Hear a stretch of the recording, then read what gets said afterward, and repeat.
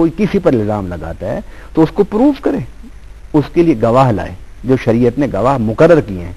अगर वो मुकर्रर करदा गवाह और उसकी तादाद पूरी नहीं कर पाता तो फिर उसकी बरात के लिए लोगों में उसने जीना है, लोगों में उसने बैठना है।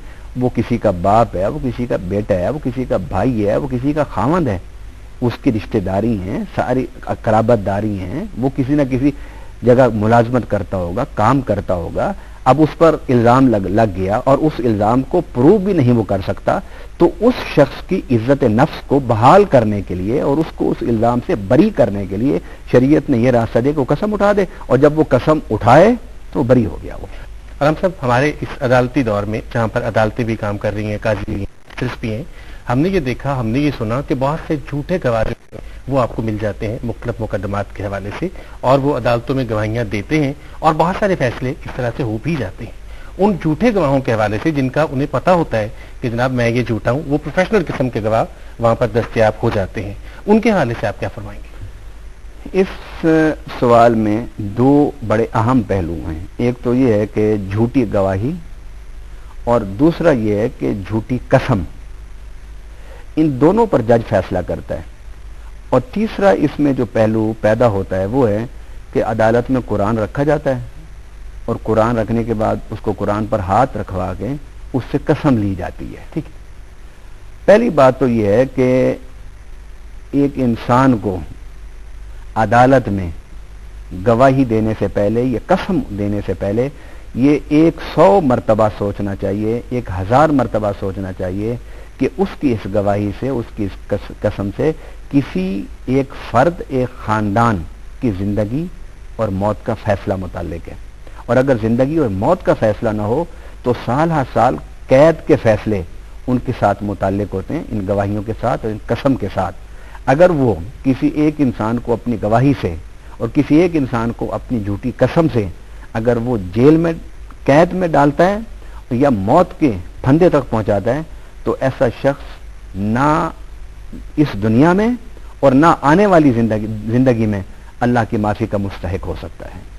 और ऐसे शख्स के बारे में नबी पाक सल्लल्लाहु अलैहि वसल्लम ने बड़े सख्त लफ्ज़ इस्तेमाल फरमाए ऐसा शख्स दुनिया में भी लानती और आखिर में भी लानती होगा। उसने झूठी गवाही देकर, उसने झूठी कसम उठाकर अपने अंदर का जो अदावत, बुग़्ज़ और तकब्बुर और गुरूर और इंतकाम के जो जज्बात हैं उसको तो उसने ठंडा कर लिया, लेकिन वो अल्लाह के गज़ब को क़यामत तक ठंडा नहीं कर सकता।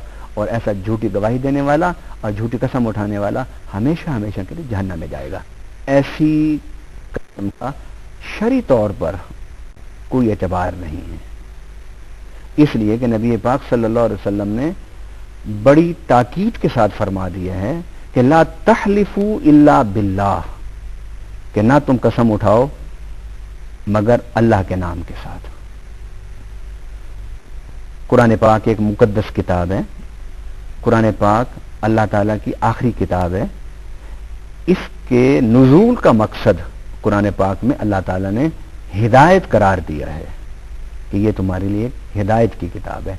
और कुरान में कहीं भी नहीं है कि तुम कुरान की कसम उठाओ या कुरान की कसम उठानी चाहिए पर फला मौके पर फला मौके पर, ऐसा कहीं भी नहीं है। कुरान पाक में चंद मकामात पर कसम उठाने का जिक्र है, लेकिन वहां पर कसम उठाने के साथ साथ अल्लाह ताला के नाम की कसम का है कि अल्लाह के नाम की कसम है। अदालतों में इस बात को सोचना चाहिए कि वो अगर इस्लामी हुदूद और ताज़ीरात के मुताबिक, इस्लामी कवानीन अदालत के मुताबिक अगर वो कसम उठाते भी हैं किसी से, तो उनको कुरान और सुन्नत के हवाले से ये जो तालीम है कि अल्लाह के नाम की कसम है और बाकी किसी नाम की कसम नहीं, इसको पेश नजर रखना चाहिए। साहब, बड़ी वजाहत से आपने बताया कि हमें तो सिर्फ अल्लाह ताला के नाम की ही कसम उठानी चाहिए, उसके अलावा बाकी कस्में जो है वो नहीं उठानी चाहिए। लेकिन क्या कसम की कोई अक़साम भी है? कसम की फ़ुक़हा किराम ने 3 अक़साम बयान फरमाई है। एक यमीन गमूस, दूसरा यमीन लग़व और तीसरा यमीन मुनअक़िदा। یمین غموس کہتے ہیں اس قسم کو کہ ایک کام آپ نے کیا ہی نہیں اور آپ جانتے ہیں کہ میں نے نہیں کیا، آپ قسم اٹھا کہتے ہیں اللہ کی قسم میں نے یہ کیا۔ ایک بات آپ نے کی نہیں ہے اور آپ کو پتہ بھی ہے کہ میں نے یہ بات نہیں کی، آپ قسم اٹھا کے کہہ دیتے ہیں کہ میں نے کی ہے۔ یہ کسی کے بارے میں قسم اٹھا کے کہہ دیتا ہوں مجھے پتہ ہے کہ فلاں شخص نے یہ کام نہیں کیا، جانتے ہوئے کہ جو میں قسم اٹھا رہا ہوں معاملہ بالکل اس کے برعکس تھا، اس قسم کی قسم کو غموس کہتے ہیں۔ اس کو نبی پاک صلی اللہ علیہ وسلم نے گناہ کبیرہ کا فرمایا ہے، اور فرمایا کہ اس کے لیے صرف اور صرف ایک ہی راستہ ہے، اور وہ یہ ہے کہ توبہ، کیونکہ گناہ کبیرہ جتنے ہیں ان کی توبہ قرآن و سنت کے حوالے سے توبہ سے ہوتی ہے، عبادات سے نہیں ہوتی۔ کہ گناہ صغیرہ ہے نا، ان کی معافی اللہ سے عبادت کے ذریعے سے بھی ہو جاتی ہے، جس سے نبی پاک صلی اللہ علیہ وسلم نے فرمایا کہ کسی بندہ مومن کے پاؤں میں ایک کانٹا چبھ جائے تو اس کانٹے کی تکلیف کے بدلے اللہ اس کا ایک گناہ معاف کر دیتا ہے۔ تو اس گناہ سے مراد اس کے گناہ صغیرہ ہیں، گناہ کبیرہ نہیں۔ تو یمین غموس ماضی کے واقعات پر قصدن جھوٹی قسم اٹھاتے ہوئے کہنا کہ اللہ کی قسم ایسا ہوا، اللہ کی قسم ایسا نہیں ہوا۔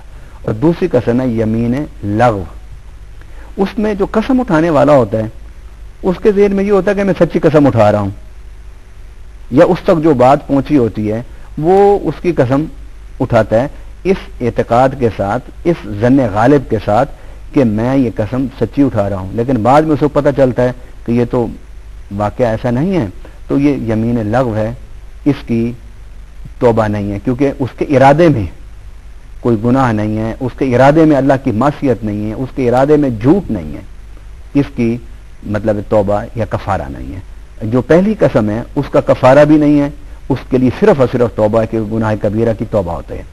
اور تیسری قسم یمین منعقدہ، کہ آپ ایک قسم اٹھاتے ہیں کہ میں یہ کام اللہ کی قسم نہیں کروں گا۔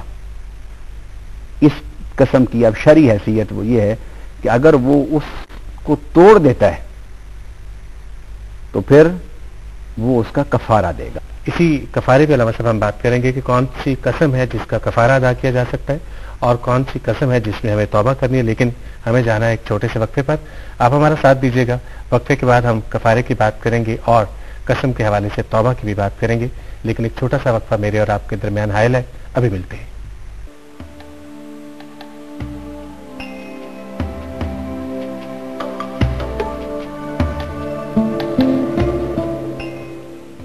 ایک بار پھر آپ سب کو ویلکم اس پروگرام میں، جس میں آج ہم قسم کے حوالے سے بات کر رہے ہیں۔ علامہ صاحب، وقفے سے پہلے ہم نے ذکر کیا 3 اقسام کا جو قسم کی ہیں۔ آپ یہ فرمائیے گا کہ وہ کون سی قسم ہے جس کے لیے ہمیں کفارہ ادا کرنا ہے، اور وہ کون سی قسم ہے جس کے لیے توبہ و استغفار کافی ہے؟ یمین غموس کہ جس میں انسان قصدن ماضی کے کسی واقعے پر جان بوجھ کے جھوٹی قسم اٹھاتا ہے، اس کے لیے صرف توبہ کے اور کوئی راستہ نہیں۔ یمین لغو یعنی لغو قسم کہ جس میں بلا قصد، بلا ارادہ، بغیر سوچے بغیر سمجھے اس کی زبان پر جھوٹی قسم جاری ہو جاتی ہے، اور اس میں توبہ بھی نہیں۔ توبہ اس لیے نہیں کہ اس نے کوئی قصدن کوئی جھوٹ کا ارادہ نہیں کیا۔ اور تیسری قسم جس میں وہ مستقبل کے واقعے پر قسم اٹھاتا ہے کہ میں یہ کروں گا یا یہ نہیں کروں گا، اگر وہ اس قسم کو توڑ دیتا ہے تو اس پر کفارہ ہوگا۔ اللہ تعالیٰ نے قرآن پاک میں ارشاد فرمایا لا یؤاخذکم اللہ باللغو فی ایمانکم ولکن یؤاخذکم بما عقدتم الایمان فکفارتہ اطعام 10 مساکین من اوسط ما تطعمون اہلیکم او کسوتہم او تحریر رقبہ، کہ لغو قسمیں جو ہیں، جو بلا ارادہ تم جھوٹی قسمیں اٹھا بیٹھتے ہو، بلا ارادہ منہ سے قسم نکل جائے، اس میں اللہ مواخذہ نہیں فرمائے گا۔ مواخذہ اللہ تعالیٰ ان قسموں میں فرمائے گا جن قسموں میں تم نے ارادہ کیا، عقد کیا۔ اللہ تعالیٰ